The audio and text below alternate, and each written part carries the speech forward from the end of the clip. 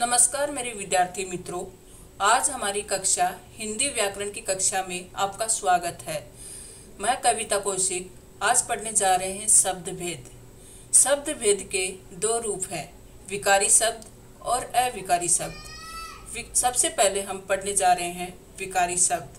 विकारी शब्द का पहला टॉपिक है संज्ञा। संज्ञा पढ़ने से पहले ये जान लें विकारी शब्द किसे कहते हैं।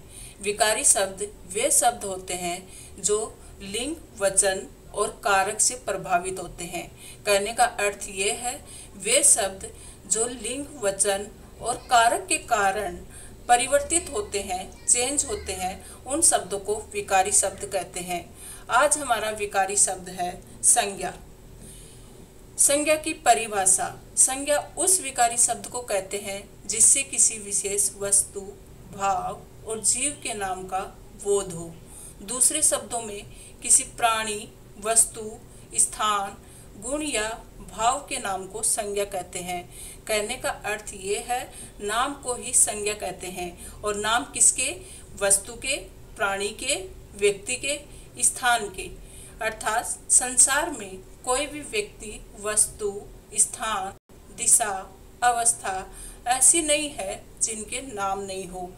इसके लिए उन शब्दों को संज्ञा कहते हैं जो किसी नाम का बोध कराते हैं। उदाहरण के लिए प्राणियों के नाम अनिल, किरण, जवाहरलाल नेहरू, मोर, घोड़ा, तोता, ये सभी संज्ञा शब्द हैं। वस्तुओं के नाम अनार, रेडियो, किताब, संदूक, कंप्यूटर, मोबाइल, कुर्सी, घर, ये सभी वस्तुओं के नाम हैं। तो समझ में आ गया होगा, नाम को ही संज्ञा कहते हैं। किसी भी व्यक्ति, वस्तु, स्थान, गुण, अवस्था को बोध कराने वाले शब्द संज्ञा कहलाते हैं। संज्ञा के 5 भेद हैं। व्यक्तिवाचक संज्ञा, जातिवाचक संज्ञा, भाववाचक संज्ञा, द्रव्यवाचक संज्ञा और समूहवाचक संज्ञा। सबसे पहले हम पढ़ेंगे व्यक्तिवाचक संज्ञा। जिस शब्द से किसी विशेष व्यक्ति, वस्तु या स्थान के नाम का बोध हो उसे व्यक्तिवाचक संज्ञा कहते हैं। कहने का मतलब ये है कि अगर हम कहें वस्तु तो वह जातिवाचक संज्ञा के अंतर्गत आएगी, लेकिन अगर उस वस्तु का नाम हम जानते हैं, वस्तु विशेष का नाम इंगित करते हैं, सूचित करते हैं, बताया जाता है, तो वह व्यक्तिवाचक संज्ञा के अंतर्गत आएगी। व्यक्तिवाचक संज्ञा का अर्थ ये नहीं कि किसी व्यक्ति का नाम ही उसमें आता है। उसमें वस्तु विशेष हो सकती है, व्यक्ति विशेष हो सकता है, स्थान विशेष हो सकता है, दिशा विशेष हो सकती है, अवस्था विशेष हो सकती है। इसके लिए जिस शब्द से किसी विशेष व्यक्ति, वस्तु या स्थान के नाम का बोध हो उसे व्यक्तिवाचक संज्ञा कहते हैं। व्यक्ति का नाम रवीना, सोनिया, श्याम आदि। जैसे कोई भी लड़की का नाम लड़की कहेंगे तो वह जातिवाचक है, उससे संपूर्ण जाति का बोध होता है। उसमें कोई भी लड़की हो सकती है, किसी भी नाम की लड़की हो सकती है।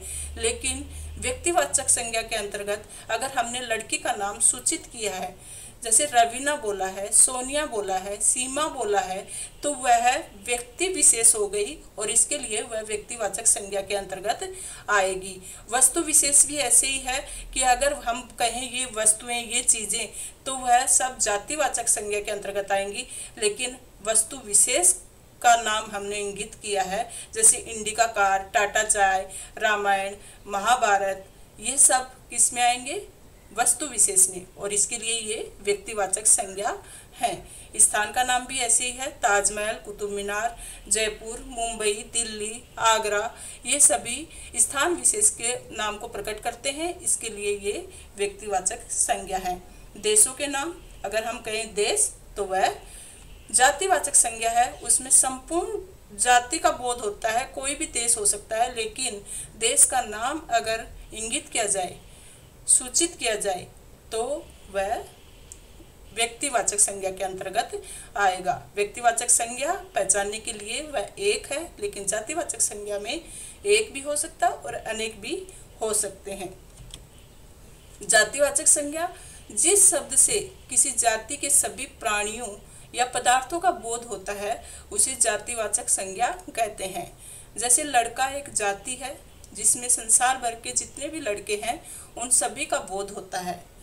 अगर हम लड़के का नाम लें मोहन, श्याम, करमवीर, तो वह व्यक्ति विशेष हो गया क्योंकि हम उसको जानते हैं। परंतु अगर लड़का कहेंगे तो वह जाति विशेष हो गया और उसमें संसार भर के सभी लड़कों का बोध होता है।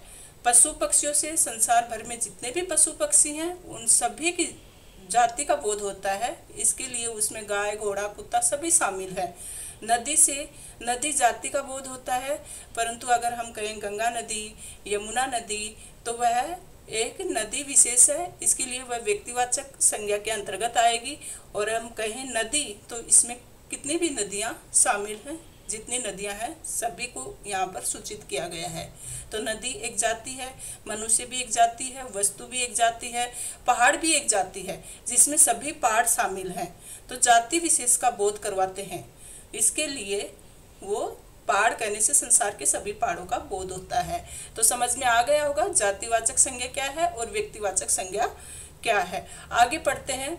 भाववाचक संज्ञा जिन शब्दों से किसी प्राणी या पदार्थ के गुण, भाव, स्वभाव या अवस्था का बोध होता है उन्हें भाववाचक संज्ञा कहते हैं। जिसको हम छू नहीं सकते, टच नहीं कर सकते, ऐसे स्वभाव और अवस्था को भाववाचक संज्ञा के अंतर्गत लिया गया है। ऐसे वाले शब्द जो सिर्फ भाव बताएं, मन की अवस्था का बोध करवाएं, तो वे शब्द भाववाचक संज्ञा कहलाते हैं।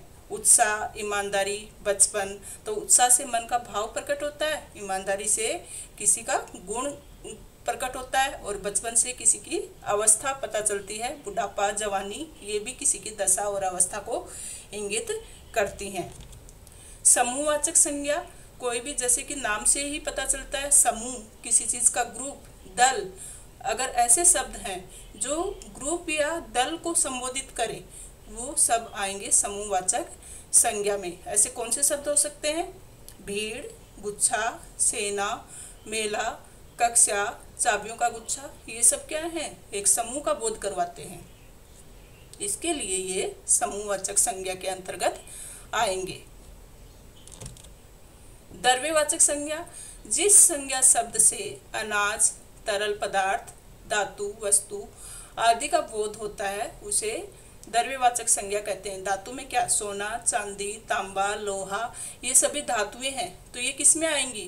द्रव्यवाचक संज्ञा में। लिक्विड पदार्थ जितने भी हैं जैसे जल, दूध, पेट्रोल, तेल, ये सभी किस में आएंगे? द्रव्यवाचक संज्ञा में। कहने का मतलब है तरल और ठोस पदार्थ द्रव्यवाचक संज्ञा के उदाहरण हैं।